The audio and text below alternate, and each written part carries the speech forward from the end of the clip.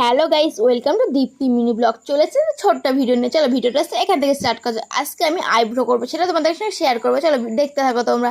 তাই দেখো, আমি এখন পার্লারে চলে এসেছিলাম। এই সময় আমি বায়না করছিলাম যে করবো না, কারণ আমি প্রথমবার করছি এটা। আমি আগে কোনো দিন করিনি, কারণ খুব লাগে, সবাই বলে, এটা আমি শুনেছি।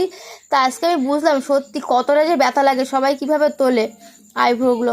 আমার খুব লেগেছে। একটা সামান্য একটুখানি তুলে আমি বলছিলাম যে আর করবো না, কিন্তু না, একটা করে আর তো ভালো লাগবে না দেখতে। তারপরে কি করব, সেইটা নিয়ে আমি করতে বসে বললাম পুরো।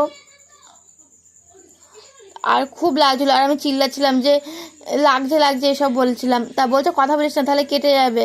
আর আমি উঠে উঠে যাচ্ছিলাম বারবার, তাই এক সাইডে একটুখানি কেটেও গেছে।